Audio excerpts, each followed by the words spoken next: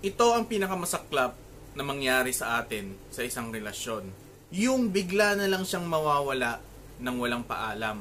Na hindi mo alam kung saan lupalop mo hahanapin ang sagot. Kung babalik pa nga ba siya o tuluyan ka ng iniwan. Welcome po ulit sa aking YouTube channel Reg TV, and ako nga po pala ang inyong Kuya Reg. So ang topic natin ngayon ay bakit nang iiwan sa ere ang isang lalaki. Intro muna tayo.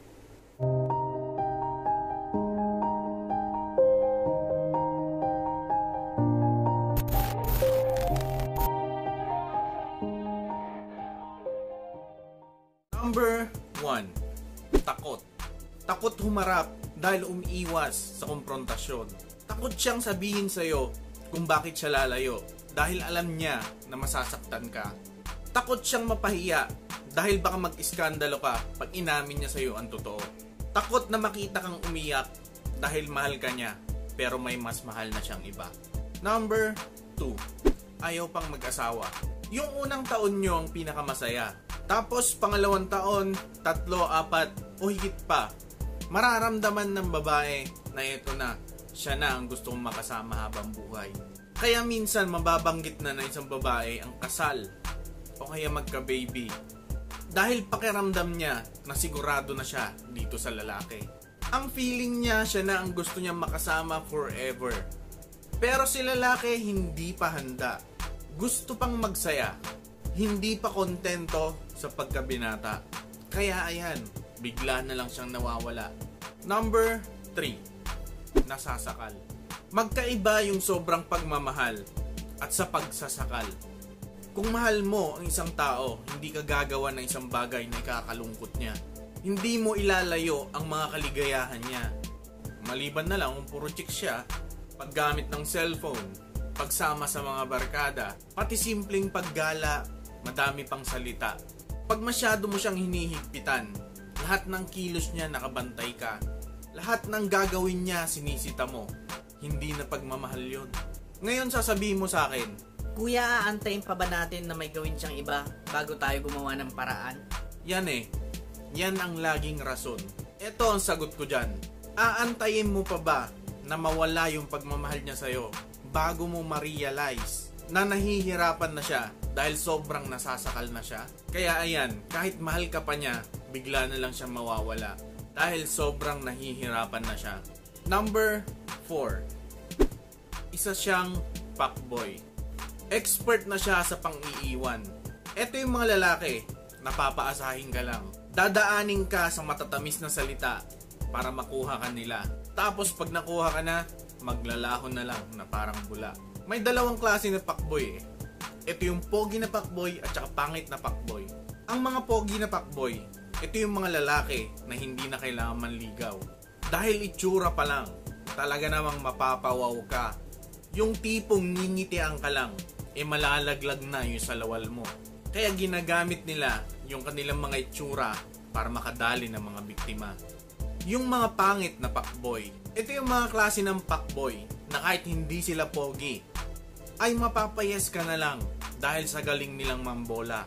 Magaling magsalita, nakakala mo pyramiding scam, na mapapa-oo ka na lang dahil sa galing niyang mambola. Pero alinman sa dalawang yan, pangit man o gwapo na fuckboy, sa huli, iiwan ka din nila sa ere. Dahil iisa lang ang gusto ng mga yan, yun ay ang tikman ka lang. Number 5. Hindi makontento. Ito, mahal ka naman niya, masaya din naman siya sa'yo, pero hindi lang talaga siya makontento. At hinahanap niya sa iba kung ano yung mga wala sa'yo. At pag nakita niya ito sa iba, hindi yan magdadalawang isip na iwan ka. Dahil yung bagong nakita niya, sa tingin niya ay siya na.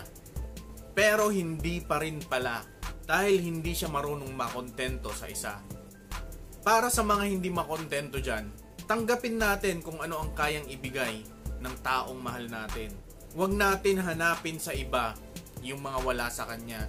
Mahalin mo siya kung ano lang yung kaya niyang ibigay. Dahil hindi ka rin naman perpekto eh.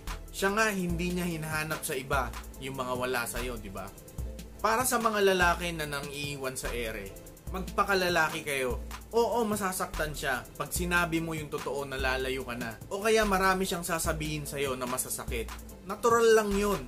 Dahil iiwan mo siya eh. Kaya dapat tanggapin mo. Dahil mas masakit sa kanya pag bigla ka na lang mawawala. Dahil maraming tanong ang papasok sa isip niya. Ano ba ang mga nagawa niya? Bakit ka lumayo? May iba ka na ba? May naanakan ka ba? O kaya hindi niya alam kung buhay ka pa o patay ka na. Hindi niya alam kung babalik ka pa o hindi na. Kaya hirap siya kung mag-move on. Dahil okay pa naman kayo tapos bigla ka na lang mawawala. Masakit magpaalam, nalalayo ka na.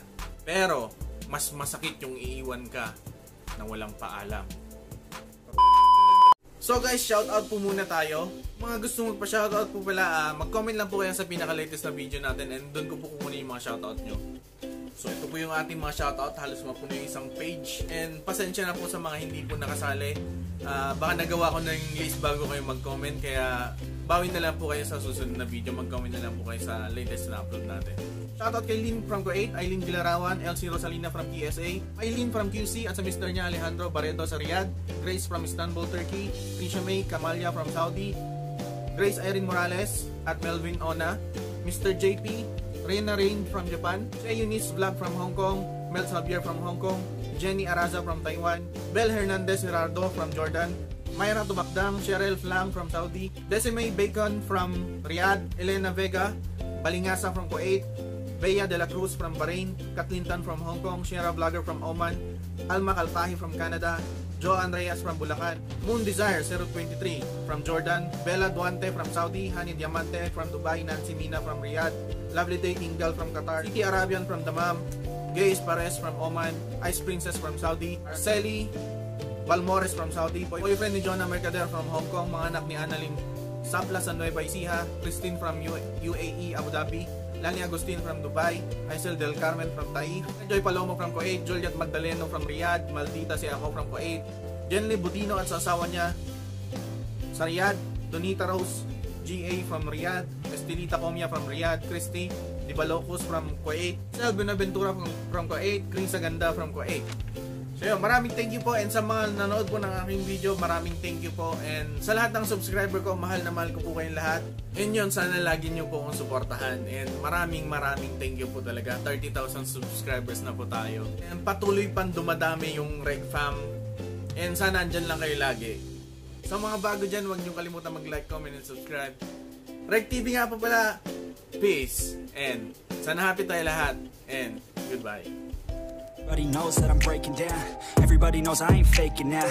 Everybody knows my heart's faking now. Yeah, she hates me now.